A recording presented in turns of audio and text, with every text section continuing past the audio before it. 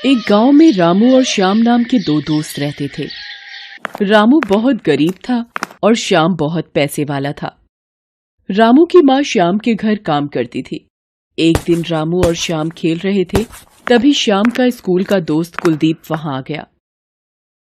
ओ श्याम, कैसा है तू? और स्कूल क्यों नहीं आया? बस यार, ऐसे ही मन नहीं था आज स्कूल जाने का। अच्छा, और ये कौन है तेरे साथ? अरे, ये हमारी नौकरानी का बेटा है। तो तू अपनी नौकरानी के बेटे के साथ खेलता है? नहीं, मैं इसके साथ थोड़ी खेल रहा हूं। बस जब कोई नहीं होता तो समय निकालने आ जाता हूं। अच्छा।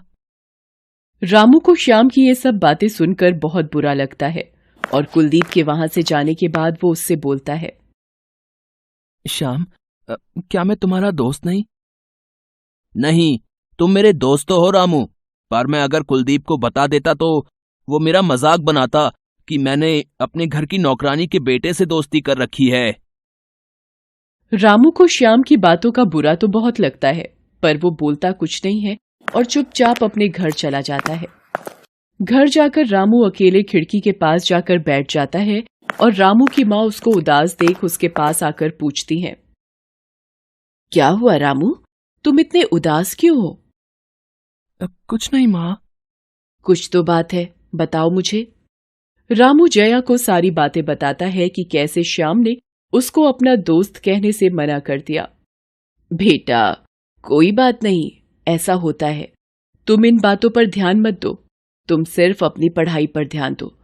तुम जब पढ़ लिख कर आगे बढ़ोगे ना, तो तुम्हें सब अपना दोस्त मानेंगे। जी ठीक है माँ। दूसरे दिन सुबह रामू स्कूल जाने के लिए तैयार होकर घर से निकलता है और रास्ते में श्याम, कुलदीप और दूसरे लड़के खड़े दिखते हैं। रामू वहां से चुपचाप जा रहा होता है। इतने में कुलदीप बोलता है, श्याम, ये तो रामू है ना? हाँ, क्यों? देख कैसे स्कूल जा रहा है ना। इसके पास ना कपड़े हैं ना अच्छा बैग है। तुम इसको कपड़े नहीं देते क्या? तेरे पुराने कपड़े ही दे दिया कर बेचारे गरीब को।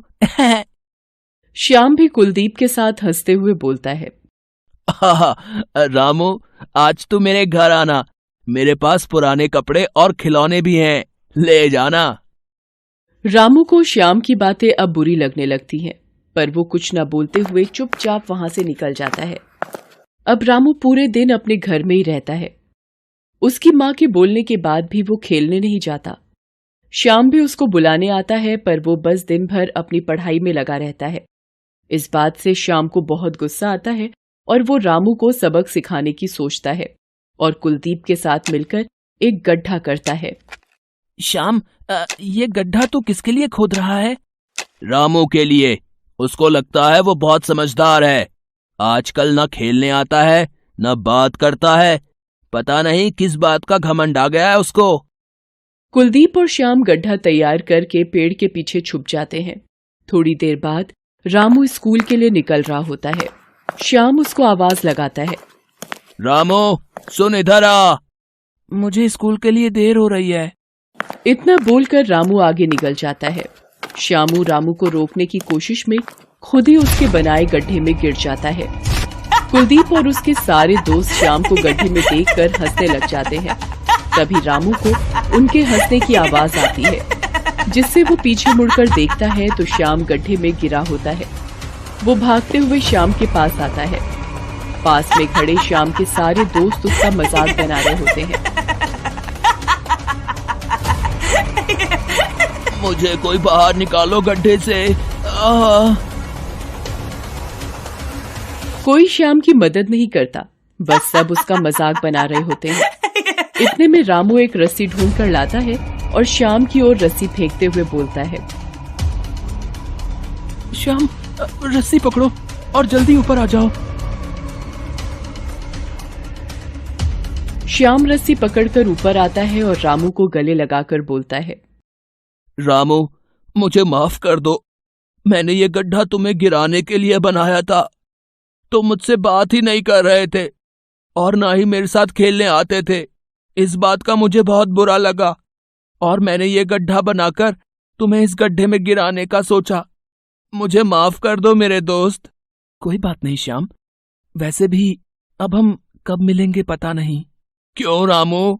तुम्हें अपने दोस्तों से मुझे मिलवाने में शर्म आती थी ना, तो मैंने बहुत मेहनत करके आगे की पढ़ाई के लिए स्कॉलरशिप हासिल कर ली। अब तुम्हें अपने दोस्तों से मुझे मिलवाने में कभी शर्मिंदगी महसूस नहीं होगी।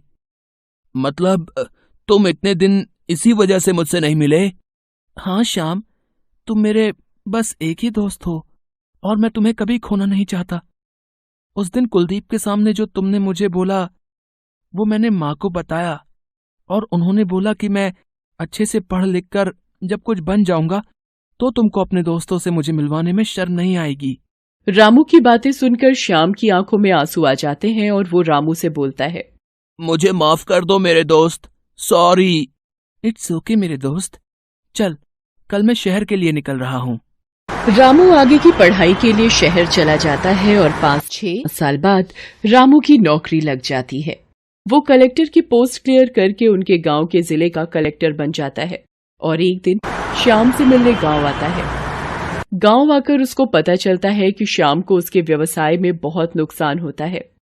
रामू श्याम के घर जाता है। श्याम रामू को देखते ही गले लगा लेता है। अरे कलेक्टर साहब, आप यहाँ हमारे गरीब खाने में। श्याम, बेकार की बातें मत करो। और हमारी जब इतनी बातें होती थीं तो तुमने अपने व्यवसाय के नुकसान की बात मुझे क्यों नहीं बताई? छोड़ो रामू, हम इतने समय बाद मिले हैं, पहले हम अपनी बातें कर लें।